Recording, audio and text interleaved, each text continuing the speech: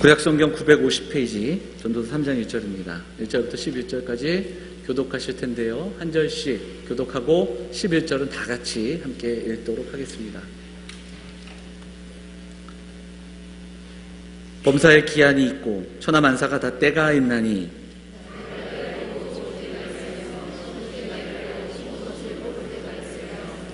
죽일 때가 있고 치료할 때가 있으며 헐 때가 있고 세울 때가 있으며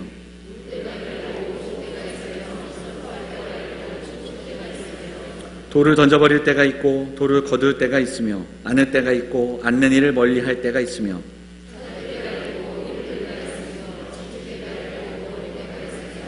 찢을 때가 있고 꿰맬 때가 있으며 잠잠할 때가 있고 말할 때가 있으며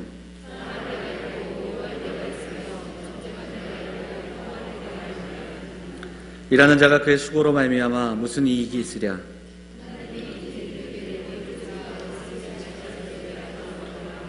같이 읽겠습니다. 하나님이 모든 것을 지으시되 때를 따라 아름답게 하셨고 또 사람들에게는 영원을 사모하는 마음을 주셨느니라. 그러나 하나님이 하시는 일의 시종을 사람으로 측량할 수 없게 하셨도다. 아멘. 후사나 찬양대 찬양 듣도록 하겠습니다.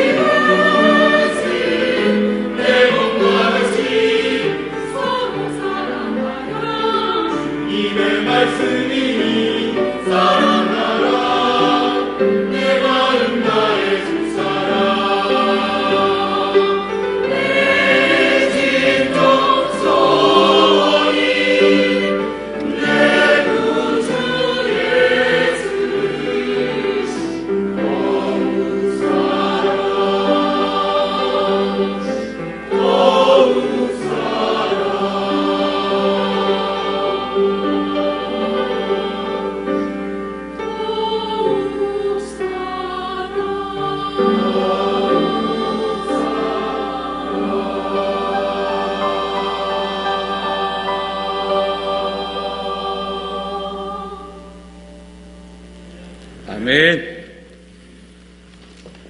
귀한 찬양 감사드립니다. 그 고백으로 우리도 함께 살아갈 수 있었으면 좋겠습니다. 구주 예수를 날마다 더욱더 사랑하는 우리 모든 성도들이 되기를 간절히 소망합니다. 우리 그 마음을 담아서 양옆에 계신 분들 우리 같이 서로 인사 나누도록 하겠습니다. 잘 오셨습니다. 반갑습니다. 인사할까요?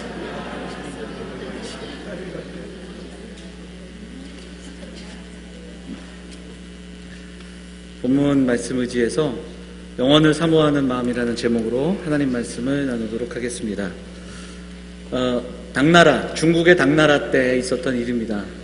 현종이라는 왕, 당나라 현종 때 있었던 일인데 한 젊은이가 주막에 가서 국밥을 시켰어요.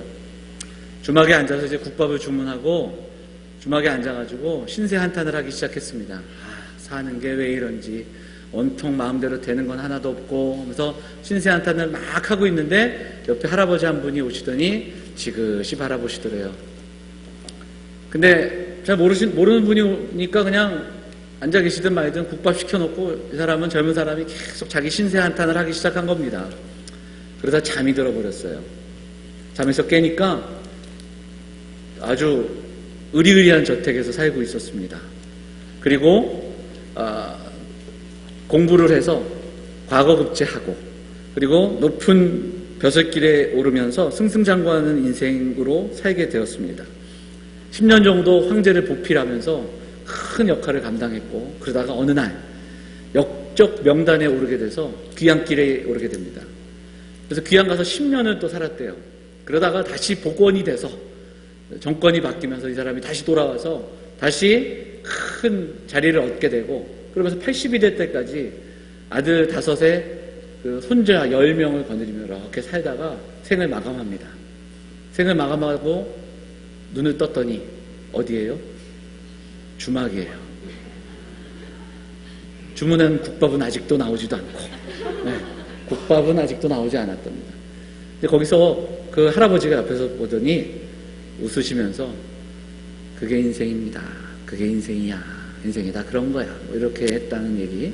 이게 우리가 아는 일장춘몽이라는 그런 것과 연결되는 그래서 일장춘몽, 뭐 한단지몽 이렇게 연결이 되는 이야기인데 왜 이 말씀을 드리냐면 오늘 우리가 읽었던 본문 전도서 3장 1절 말씀을 우리가 같이 보기 위해서는 전도서 전체 속에서 전도자가 쓰는 이렇게 이야기하는 전달하고자 하는 이야기들을 우리가 좀 들어야 합니다. 전도서를 쓴 그 전도자는 우리는 이제 솔로몬으로 알고 있는데 솔로몬은 전도서의 시작을 이렇게 우리에게 알립니다. 2절이 이렇게 시작이 돼요. 1장 2절이 전도자가 이르되 헛되고 헛되며 헛되고 헛되니 모든 것이 어떠다고요? 헛되도다 이렇게 이야기합니다. 다 헛되답니다. 그래서 뭔가 좀 허무하게 인생을 평가하고 정리하는 전도자의 고백을 듣게 됩니다. 사실 우리가 볼 때 우리 인간적인 관점으로 솔로몬은 가질 거 다 갖고 또 가장 이스라엘이라는 작은 나라가 가장 왕성했던 때의 왕이었고 부귀와 영화를 누리고 그리고 수많은 부인들을 거느리며 또 성전을 짓고 또 성을 짓고 그렇게 모든 것을 누리며 살았던 왕 아닙니까? 그런데 그의 고백이 이렇습니다. 헛되고 헛되니. 그래서 어떤 분은 솔로몬을 아주 뭐라고 이야기하죠. 얄밉다.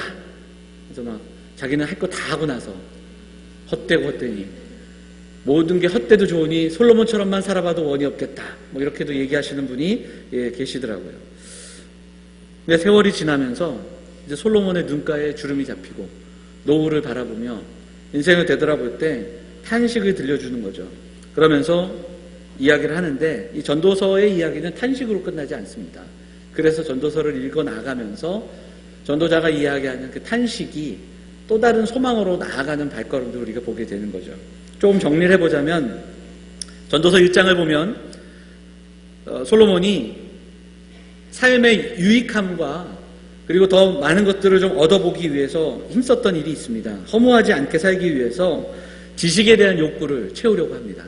더 알고 싶었고 더 알면은 삶이 더 풍성해질 거라는 그런 생각들을 가지고 지식에 대한 욕구를 가집니다. 그런데 그것이 쉽지 않음을 깨닫게 됩니다. 그래서 지혜자나 우매잖아. 뭐 이런 이야기를 우리에게 들려주죠. 지혜자의 죽음이 우매자의 죽음과 다르지 않다. 이 이야기를 들려줍니다. 전도서 2장에서는 이제 진리와 지식이 아니라 쾌락을 좀 추구해 봅니다. 즐기며 살아보자. 즐겁게 살아보자. 그런데 그것 역시 그의 삶을 채워주지 못했다. 그 이야기를 이야기합니다. 2장 17절에 보면 이러므로 내가 사는 것을 미워하였노니 이는 해 아래서 하는 일이 내게 괴로우며 헛되어 바람을 잡으려는 것이기 때문이다. 이렇게 이야기하면서 쾌락을 추구하는 그 삶을 바람과 같은 인생으로 우리에게 평가하고 이야기 들려줍니다. 그러면서 이제 3장이 시작되는 겁니다. 그런데 3장은 허망함에서 멈추지 않고 진일보하면서 그 허물을 어떻게 하면 극복할 수 있을까 묵상하는 가운데 주신 깨달음을 하나씩 우리에게 소개하고 있다는 겁니다.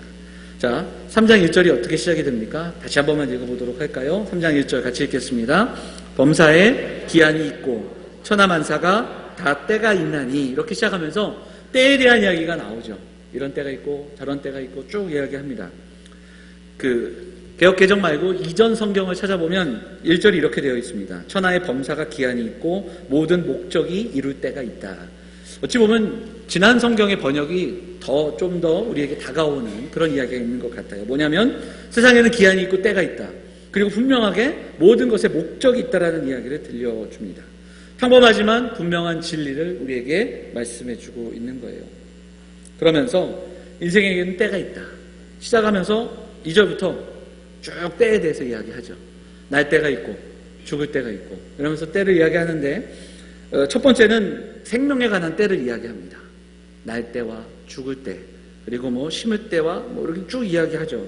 그런데 이게 결론은 어떤 이야기냐면 우리 속담처럼 오는 데는 순서가 있을지 몰라도 가는 데는 순서가 없다는 겁니다. 우리는 다 알 수 없다는 거죠.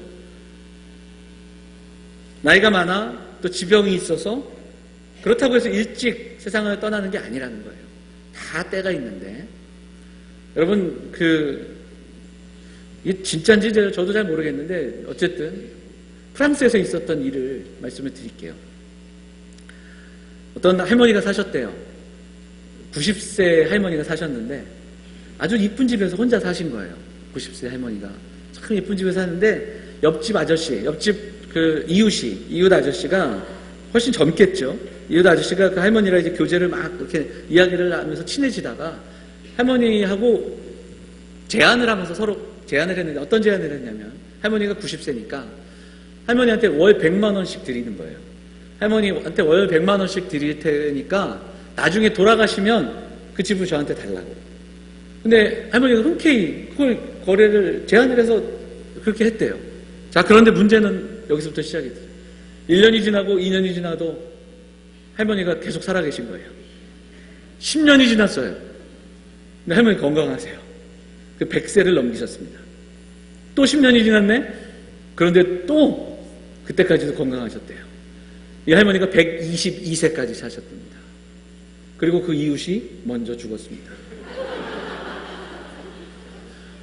저는 이 이야기 읽고 이게 진짠가? 근데 진짜 실화라고 그렇게 적혀 있으니까 참 기가 막혀서 그래서 기억을 해놨던 적이 있어요. 이런 일도 있죠.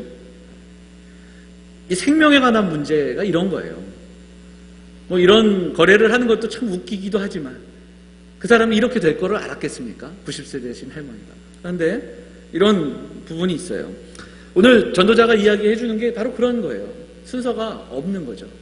때가 있다. 그러면서 그 다음 이야기가 어디로 가냐면 좀 정리해보자면 흥망성쇠에 대한 이야기를 합니다. 흥할 때가 있고 쇠할 때가 있다. 그리고 그 다음에 이야기하는 것이 기쁨과 슬픔, 사랑, 전쟁, 평화에 대한 이야기를 들려줍니다. 이걸 다 정리해보자면 이런 거예요. 때가 있는데 우리가 살아보니까 그 때를 우리가 알 수 없더라. 이 고백을 들려주는 겁니다. 내가 만들고 내가 붙잡고 내가 어떻게 할 수 있는 게 아니더라. 그런데 중요한 것은 뭐냐면 이 이야기를 하다가 10절부터 누가 이 인생에 이 때에 들어오시냐면 하나님께서 들어오신다는 겁니다. 10절이 그렇게 시작이 됩니다. 하나님이 인생들에게 노고를 주사 애쓰게 하신 것을 내가 보았다. 그러니까 다 때가 있는데 이 때가 우리는 알 수 없지만 이 때를 주관하시는 분이 계시더라. 그게 누구인가? 하나님이시더라. 그런데 하나님이 그 인생들에게 복된 인생으로 삼으시면서 기쁨과 또 즐거움과 그런 것도 주시지만 때로는 노고를 주시더라. 이런 이야기를 우리에게 들려주고 있다는 겁니다. 이 시간이 내 것 같고 내가 계획하고 준비하는 것 같지만 그게 아니더라는 고백을 전도자가 들려주고 있는 거예요. 자, 오늘 좀 이 말씀을 다시 한번 좀 요약하면서 몇 가지로 한번 우리가 좀 기억하고 기도할 수 있기를 원합니다. 첫째는 전도자는 우리에게 이야기를 들려줍니다. 세상의 모든 것이, 모든 일이 하나님의 섭리 가운데 있다는 것을 분명하게 우리에게 선포하고 있습니다. 9절에 보면 조금 전에 말씀드렸듯이 인생들에게 노고를 주신 것도 하나님이시고 창조하신 하나님이 때를 따라 아름답게 하신다는 것을 우리에게 들려주고 있다는 거죠. 즐거운 일, 행복한 일, 또 힘들고 어려운 일, 고통스러운 일도 다 큰 하나님의 그림 가운데, 하나님의 섭리 가운데 놓여져 있음을 깨닫고 고백하게 되는 그러한 이야기를 우리에게 말씀하고 있습니다. 우리는 우리 인생에 주신 목적과 그리고 지금 내게 있는 어려움과 고통과 이 삶의 문제 속에 이 이유를 다 답할 수 없습니다. 때로는 답을 찾아가기 위해 애쓰는 사람들도 있고 그리고 때로는 살아가다가 그 답을 만나기도 합니다. 그러나 실제적으로 그 문제들에 대해서 명확하게 답을 할 수 있는 사람들은 없다라는 겁니다. 그럼에도 불구하고 그 시간 속에서 하나님은 우리를 훈련시키시고 또 우리를 성숙하게 하시고 또 우리를 이끌어 가신다라는 고백을 들려줍니다. 욥기를 읽으면 욥기를 통해서 우리가 깨닫게 되는 것이 바로 여기에 있습니다. 욥이라는 한 사람의 삶 가운데 주셨던 고난과 그 이유를 욥조차 다 알 수 없었습니다. 그런데 욥기의 후반에 가면 욥의 고백은 우리에게 이런 고백들을 들려줍니다. 나는 알 수 없다. 그런데 하나님은 아신다. 나는 그 답을 알지 못하지만 그 답은 하나님께 있다. 이 고백을 우리에게 들려주면서 나의 길을 오직 그가 아시나니 나를 단련하신 이후에 내가 점금같이 나올 것이다. 이런 고백도 들려줍니다. 하나님께서 욥을 불러서 내가 이 땅을 지을 때 네가 어디 있었느냐 이렇게 말씀을 하시면서 하나님의 하나님 되심을 선포하십니다. 그리고 이후에 욥이 깨닫고 나서 고백하는 것이 있습니다. 내가 이제껏 하나님을 귀로만 들었는데 이제는 내 눈으로 주를 뵙습니다. 이 고백을 욥기의 마지막 장에 우리에게 들려주고 있다는 겁니다. 사랑하는 여러분, 욥의 고백처럼 오늘 전도자의 고백처럼 하나님께서 이 땅을 섭리하고 계시다라는 그 분명한 사실을 잊지 않고 믿고 고백하며 나아가는 사랑하는 영험의 성도들이 되시기를 간절히 소망합니다. 이것이 우리의 믿음의 중심에 고백에 자리 잡기를 원합니다. 두 번째로는 인생에 때가 있다고 하면서 가장 적절한 때, 가장 좋은 때를 우리 하나님께서 아신다라는 고백을 우리에게 들려주고 있습니다. 성경에 보면 헬라어로 이 시간을 표현할 때 두 가지 표현을 씁니다. 그래서 크로노스라는 단어가 쓰일 때가 있고 카이로스라는 단어가 쓰일 때가 있습니다. 이 두 단어를 왜 따로 쓰냐면 그냥 우리가 알고 있는 일반적인 시간의 흐름 속에 이루어지는 수많은 일들을 설명할 때는 이 크로노스, 째깍째깍 움직이는 이 시간을 설명할 때 크로노스라는 단어를 씁니다. 그런데 성경에는 그때만 나오지 않는다는 거예요. 바로 이 시간 속으로 하나님이 들어오셔서 의미 있게 하시고 삶을 깨닫게 하시고 그리고 때로는 훈련시키시고 그런 가운데 하나님을 만나게 하는 그런 놀라운 하나님의 섭리와 역사가 있다라고 성경은 분명히 이야기하고 있다는 겁니다. 그래서 그 하나님의 때를 이야기할 때 그 특별한 의미가 주어지는 시간은 카이로스라는 단어. 그래서 하나님의 때를 설명할 때는 이렇게 다른 단어를 씁니다. 두 가지 단어가 있다는 건 그런 의미일 것입니다. 우리의 때와 하나님의 때가 분명히 다르다는 겁니다. 내가 생각하는 것과 하나님의 때가 분명히 다릅니다. 아브라함의 이야기를 우리가 기억하면 아브라함이 70세가 되고 75세가 될 때 하나님께서 약속을 주셨습니다. 그리고 너의 후손이 또 장대할 것이다. 별과 같을 것이다. 이런 약속들을 언약을 주십니다.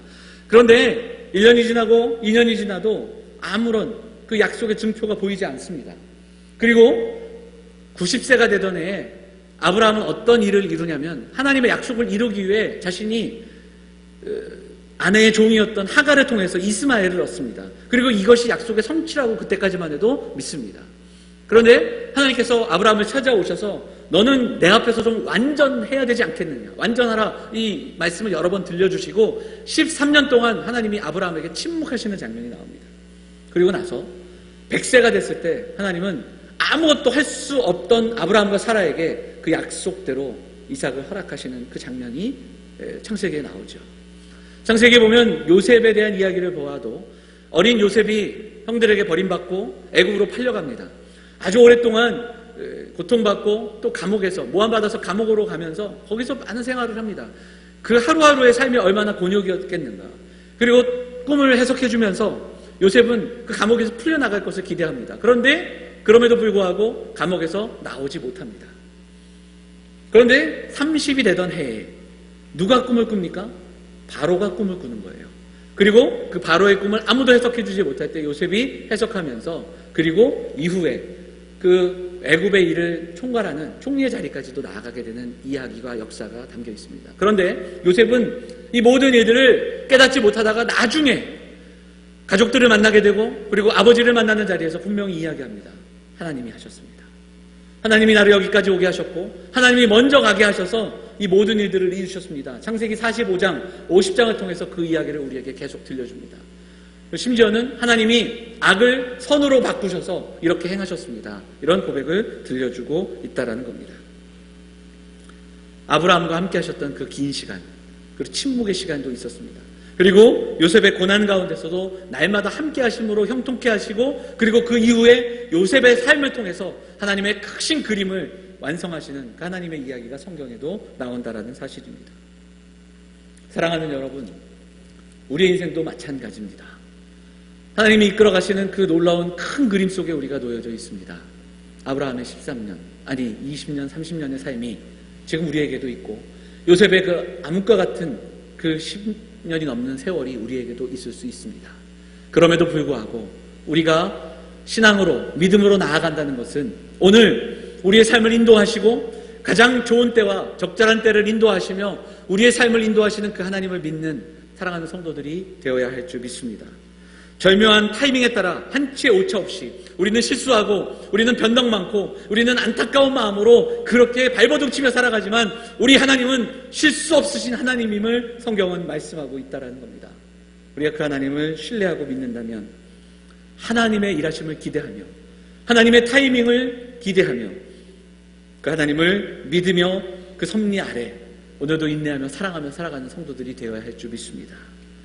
그것이 바로 내가 주인이 아니라 하나님이 주인이신 인생을 살아가는 비결입니다. 내가 인생을 주도하는 것이 아니라 하나님이 이끄신 삶 속에 순종하며 살아가는 그러한 발걸음이 될 수 있는 줄 믿습니다.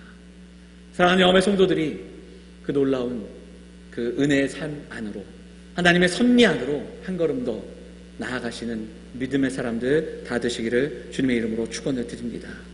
마지막으로 세 번째, 우리는 오늘 말씀에 보면 우리는 영원을 사모하는 마음을 가진 자들이다. 성경은 우리에게 그렇게 이야기하고 있습니다.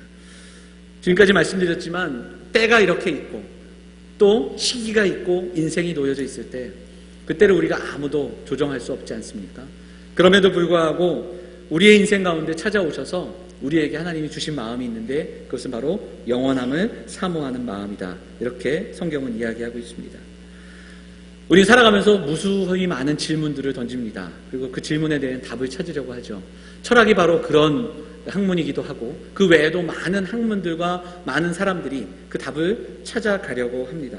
그런데 어느 것도 올바르게 답을 해줄 수 없는 것을 보게 됩니다. 말씀의 초반에 이야기했지만 오늘도 전도자가 때에 대한 이야기를 계속 들려줍니다. 그런데 이 때에 대한 이야기가 어디서 절정을 이루는가?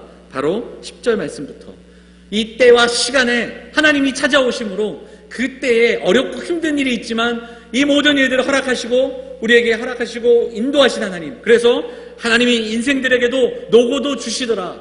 그러니까 즐거운 일만이 아니라 힘든 일들도 하나님이 허락하신 그 허락 안에 있더라는 걸 깨달을 때 그때 전도자는 우리에게 고백을 들려줄 수 있는 겁니다. 아름답게 하신다. 하나님은 우리 인생을 아름답게 만드시며 우리에게 영원을 사모하는 마음을 주셨다. 이 고백을 들려주고 있다는 겁니다. 질문 안으로 시간 속으로 하나님이 들어오셔야 인생에 대한 답을 바르게 찾을 수 있습니다. 마치 아이들이 맞추는 그 퍼즐처럼 퍼즐 하나, 두 개 가지고는 도저히 이 그림이 뭔지 알 수 없지만 이 퍼즐이 다 맞춰졌을 때 그 그림을 볼 수 있는 것처럼 하나님이 우리 인생에 들어오시고 그 하나님을 만나야 바로 우리 인생의 목적과 우리 삶을 원하시는 하나님의 뜻을 발견할 수 있다는 것을 성경은 우리에게 말씀하고 있습니다. 사랑하는 여러분, 우리 인생 가운데 찾아오신 그 하나님을 만나야 합니다. 그 하나님 안에서 인생의 큰 그림을 발견하는 귀한 복된 인생들 되시기를 간절히 소망합니다. 영원함을 사모하는 마음, 그 자리로 나아가야 합니다. 그럼 여러분, 영원한 것이 무엇일까요? 무엇이 영원할까요? 어떤 목사님이 이 질문을 하면서 성경을 찾아봤다고 합니다. 영원한 것이 무엇일까? 성경에 이렇게 되어 있습니다. 첫째, 히브리서 13장 8절. 예수 그리스도는 어제나 오늘이나 영원토록 동일하시니라. 아멘. 그렇습니다. 그렇구나. 예수님, 우리 하나님이 영원하시구나. 맞다. 하나님은 영원하신 분이구나. 두 번째, 마태복음 24장 35절에 보니까 천지는 없어지겠으나 내 말은 없어지지 아니할 것이다. 영원하신 하나님의 그 말씀은 영원하구나. 하나님의 말씀은 없어지지 않는구나. 이것을 깨달았습니다. 세 번째, 한번 찾아보겠습니다. 요한 1서 2장입니다. 신약의 뒷부분에 있는 말씀, 요한 1서 2장 17절 같이 한번 찾아보겠습니다. 신약의 389면 요한 1서 2장 17절 같이 읽어볼까요? 시작. 행하는 자는 영원히 거하느니라. 그렇구나. 하나님은 영원하시고 하나님의 말씀은 영원한데 또 영원한 것이 하나 있구나.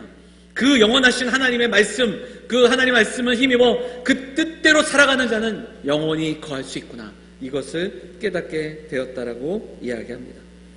사랑하는 영혼의 성도들, 바로 우리의 삶 가운데 영원하신 하나님께서 주신 말씀 힘입어 날마다 오늘도 그 말씀에 힘입어 하나님 나라를 살아감으로 영원함에 접속하고 영원한 시선을 가지고 영원함을 사모하며 살아가는 인생들, 사랑하는 영혼의 성도들 다 되시기를 간절히 원합니다. 그 하나님의 뜻을 붙잡아 힘들고 어렵지만 더 먼 시선을 가지고 그 나라를 꿈꾸며 살아가는 인생들이 되어야 할 줄 믿습니다. 그리고 그 인생이 바로 전도자의 고백처럼 헛된 인생이 아니라 복된 인생으로 나아가는 발걸음이 될 줄 믿습니다. 제가 몇 주 동안 예수님을 만난 사람들이라는 제목으로 신약성경에서 예수님을 만났던 사람들에 대한 이야기를 함께 나눴습니다. 갑자기 그런데 이 본문을 나누면서 영원을 사모하는 마음을 나눈 것은 제가 지난 몇 주 동안 제 안에 있었던 어떤 고민과 묵상이 있었기 때문에 그렇습니다. 이번 여름에 몇 번의 장례식에 참여할 수 있었습니다. 예전에도 한번 제가 말씀드렸지만 참 너무너무 좋아하고 귀한 권사님 한 분이 돌아가셨습니다. 젊은 권사님이시고 권사가 된 지 얼마 안 되신, 저한테 어릴 때부터 자랄 때 선배님이시기도 한 그런 권사님이셨습니다. 그 자녀가 또 제가 예전에 섬겼던 교회 청년들이기 때문에 더 그렇게 마음이 힘든 자리였습니다. 많은 사람들이 이야기하죠. 이렇게 애쓰고 수고하고 정말 교회를 위해서 헌신했던 분에게 왜 이런 일이 있을까? 하나님이 사랑하신다면 좀 고쳐주셔야 되는 게 아닌가? 그런데 그러면 너무너무 좋았겠는데 그렇게 되지 않았습니다. 어느 누구도 그것에 대해서 답을 할 수가 없습니다. 자녀들을 만나서 위로한다고 하지만 그저 손을 붙잡고 같이 울어줄 수밖에 없는 것이 우리의 모습이기도 합니다. 성경은 우리에게 말씀하십니다. 하나님의 때와 방법은 분명히 다르다. 우리가 이 땅에서 정말 믿음으로 살아가는 것 귀하지만 믿음으로 영혼을 사모하는 모습으로 하나님을 사랑하는 그 마음을 가지고 하나님 앞으로 갈 수 있다는 것. 그러니까 하나님 안에서 살아가는 것도 귀하지만 하나님 안에서 이 땅을 떠나는 것도 귀하다라는 것, 우리 분명히 기억해야 합니다. 그럼에도 불구하고 이별이 참 힘든 것은 사실입니다. 몇 주 전에 교회 안에 장례가 있었습니다. 고인을 언급하는 게 우리 유가족들, 우리 권사님도 계시지만 또 마음을 정리하시는 분들에게 또 장례를 생각하게 하는 게 유감된 것 같지만 그 말씀을 좀 드리겠습니다. 장례를 이렇게 인도하면서 하나님이 두 가지 마음을 주셨습니다. 참 쉽지 않구나. 장례를 집례하면서 그 예배 말씀을 준비하는데 참 힘든 마음들이 있었습니다. 그것은 제가 우리 집사님과 오랫동안 교제를 해서도 아니고 우리 돌아가신 집사님을 몇 번 보지 못했습니다. 오히려 우리 성도들의 마음, 가족들의 마음이 더 슬펐을 겁니다. 그런데 한 교회의 담임 목사가 되어서 그 교회의 성도가 떠나갈 때 그 가족들과 성도들에게 말씀을 선포하면서 죽음 앞에서 우리가 얼마나 기쁘고 복된 죽음인가를 선언하는 것이 이게 이렇게 쉽지 않은 일이구나, 이런 생각을 하게 됐습니다. 나는 앞으로 얼마나 많은 이별 속에서 이 죽음에 대한 해석들을 해야 하며 우리 성도들에게 그럼에도 불구하고 우리가 기뻐해야 될 이유들을 이야기해야 되는데 항상 이렇게 복된 그런 장례식만이 아닐진데, 이 자리에도 계신 우리 교회 많은 어른들이 계실 텐데 이 부분들을 어떻게 이해하고 말씀을 나눠야 할까, 이런 그 생각들을 하게 됐습니다. 그러면서 말씀을 찾아보다가 저에게 좀 위로로 주셨던 말씀이 바로 오늘의 본문이었습니다. 그리고 이 말씀을 계속 읽었고 또 다시 한번 묵상하면서 오늘 우리 성도들과 함께 나누기를 원하는 것입니다. 사랑하는 여러분, 우리는 한 번 왔다가 한 번 가는 인생입니다.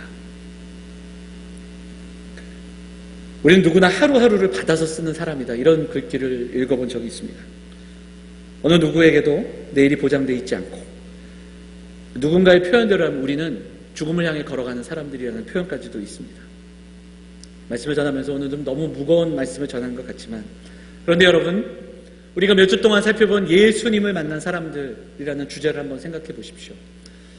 그럼에도 불구하고 그렇게 때가 있고 그렇게 때를 주장하지 못하며 우리 마음대로 살아갈 수 없는 시대를 살아가지만 예수님을 만난 사람들은 목숨보다 더 큰 생명을 경험합니다. 그리고 목숨보다 더 큰 사랑을 경험하는 줄 믿습니다. 예수님을 만난 사람들은 우주보다 더 크신 하나님의 섭리 속에 살아갈 수 있습니다. 예수 그리스도를 만난 사람들은 그 하나님께서 허락하신 하나님 나라를 바라보며 살아갈 수 있습니다. 그래서 죽음은 끝이 아니며 우리에게 손해도 아니며 그리고 상실도 아닙니다. 오늘 성경이 말씀하시는 그 영원함을 사모하는 마음들을 우리에게 허락하셨습니다. 그냥 영원함이 아니라 예수 그리스도를 통해서 우리에게 부어주신 하나님 나라가 우리에게 선물로 주어졌다라는 겁니다. 그런데 그것은 우리가 그저 죽으면 가게 되는 나라가 아니라 오늘을 살아갈 때 오늘 하루도 하나님이 주신 하루이기에 감사함으로 하나님 나라를 이 땅에서 연습하며 훈련하며 그리고 그 하나님 앞에 기쁨으로 감사로 사랑하며 그 영원함을 노래하며 살아갈 수 있는 사람들이 바로 저와 여러분들인 줄 믿습니다. 사랑하는 여러분, 그 놀라운 축복과 은혜를 우리에게 허락하셨습니다. 오늘 성경이 말씀하는 그 영원함을 사모하는 그 마음들을 다시 한번 꿈꾸며 기도하며 오늘도 그렇게 예배하며 나가는 성도들이 되시기를 간절히 소망합니다. 힘들고 어려울 수 있습니다. 그런데요, 여러분, 살아가면서 많은 사람들을 만나면 풍요롭고 건강하고 걱정이 없는 것 같은 그런 가정일지라도 같이 만나보고 이야기 나눠보면 그렇지 않더라고요. 불평과 불만과 그리고 매일매일을 절망과 분노로 살아가는 사람들이 너무나도 많다라는 것을 보게 됩니다. 오히려 누가 보기에, 많은 사람들이 보기에 어떻게 살아갈 수 있을까? 절망과 아픔으로 살아가는 것 같고 힘들게 살아가는 것 같고 힘든 병상에서 매일매일을 살아가는 것 같은 그런 사람들이지만 만나보고 같이 손 붙잡고 이야기 나눠보면 그런 삶 속에서 살아계신 하나님을 노래하고 오늘도 하나님이 주신 이 선물을 어떻게 하면 복되게 살아갈 수 있을까? 천국을 노래하며 기쁨을 노래하며 살아가는 그러한 놀라운 인생들이 더 많다라는 것, 그렇게 우리 주변에 그런 인생들이 있다라는 것을 바라보게 됩니다. 사랑하는 여러분, 복된 인생으로 살아가기를 소망합니다. 우리가 이 땅 가운데 살아가면서 우리 사랑하는 성도들과 이별할 때가 있을 겁니다. 그때 그분의 삶은 너무나도 복된노라고, 그분은 영원을 사모하며 살았노라고 그렇게 목회자가 선포하며 살아갈 수 있도록, 그렇게 우리가 그 길을 바라보면서 그 길을 따라갈 수 있도록 그런 귀한 인생들 되시는 사랑하는 영함의 성도들, 사랑하는 어른들 되시기를 간절히 부탁드립니다. 그리고 그런 인생이, 그래서 예수를 믿는다 하면 오늘 하루하루가, 그리고 지금 살아가는 인생이 결코 헛된 인생이 아니라고, 우리가 인생을 살아가며 때를 우리 마음대로 할 수 없지만 계획대로 되는 인생이 아니지만 하나님이 내게 허락하신 그 아름다운 인생, 그렇게 하나님 안에서 살아가겠노라고 결단하면서 우리가 그 안에서 인생의 목적을 찾아가는 사랑하는 영암의 성도들이 되기를 간절히 소망합니다. 육신의 연약함도 우리에게 있을 수 있습니다. 가정의 어려운 모습들도 있습니다. 믿지 않는 가족들 때문에 너무나도 힘들고 어려운 나날을 보내는 우리 성도들도 있습니다. 그런데 우리의 힘과 우리의 능만이 아니라 교회 안에 있는 수많은 일들, 연약하고 아픈 일들까지도 온전히 하나님께서 하나님의 때에 놀라운 일들을 이루어 하시는 그 하나님을 기대하며 우리가 함께 이 허락된 하루하루 미워하지 말고 사랑하며 인내하고 품으며 살아갈 수 있는 우리 사랑하는 가정들, 그리고 우리 교회 되기를 간절히 소망합니다. 명절 기간 많은 분들을 오고 가며 만나실 텐데 기쁨과 감사의 마음을 보여주고, 때로는 우리를 화나게 하고 때로 우리를 힘들게 하는 사람들 앞에서도 한 번 더 참으시면서 우리의 전 인생을 이끄시는 그 하나님의 사랑을 조금이라도 보여줄 수 있는 사랑하는 영암의 성도들이 다 되시기를 원합니다. 그래서 우리 사랑하는 성도들 모두가 하나님 앞에서 그래도 헛된 인생 아니었노라고 고백하고, 또 하나님 앞에 섰을 때 하나님으로부터 잘하고 충성되었다고, 애썼다고, 참 복된 인생 살아왔다고 그렇게 칭찬받으실 수 있는 사랑하는 영암의 성도들이 다 되시기를 주님의 이름으로 축원을 드립니다. 우리 같이 함께 말씀 붙들고 기도하도록 하겠습니다. 이 시간 기도하실 때 하나님, 우리 인생이 짧은 인생 살아가지만 헛된 인생으로 살아가지 않고 하나님 안에서 복된 인생으로 그렇게 살아가며 하나님 나라를 살아가는 우리가 되게 해달라고, 우리의 마음속에 영원함을 소망하는 그런 인생 되게 해달라고 우리 함께 기도하며 나가도록 하겠습니다. 같이 기도하겠습니다. 살아계신 하나님, 오늘도 사랑하는 성도들과 함께 말씀을 나눌 때에 우리 안에 주시는 마음들, 하나님 힘들고 어려운 인생을 살아가지만 그 속에서 오늘도 하나님을 노래하며 살아가는 귀한 인생들 하나님 기억하여 주시고, 복된 인생들로 살아갈 수 있도록 하나님 힘주시고 위로하여 주시옵소서.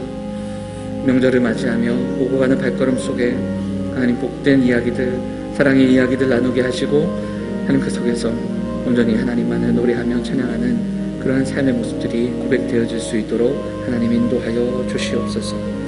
이어지는 운동회와 모든 시간들 속에서도 찬양 예배까지 복된 귀한 시간으로 우리가 누구인지를 깨닫는 이 하루가 되게 하시고, 하나님께서 주시는 마음으로 나아갈 수 있도록 하나님 인도하여 주시옵소서. 주의 은혜를 삼하며 나갑니다. 하나님 인도하여 주시옵소서.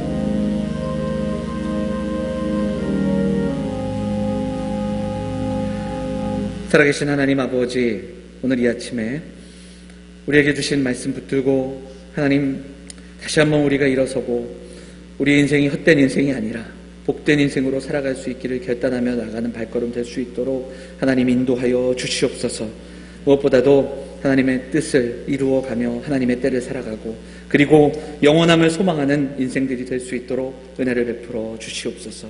우리의 생각과 우리의 고집과 우리의 분노가 아니라 하나님 주시는 귀한 마음들 가지고 살아가고, 더 사랑하고 더 인내하고 품으며 살아갈 수 있는 믿음의 백성들이 될 수 있도록 하나님 붙잡아 주시옵소서.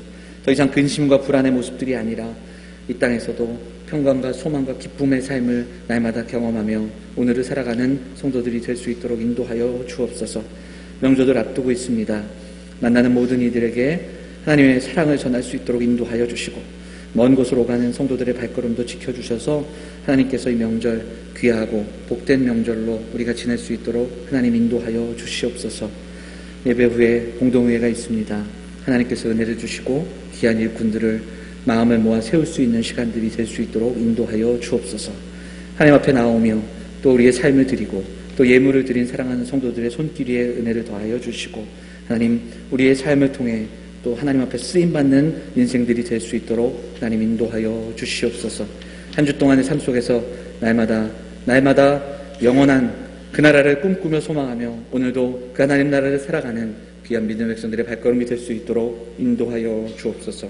이 모든 말씀 우리를 원하신 예수 그리스도의 이름으로 감사하며 기도하옵나이다. 아멘.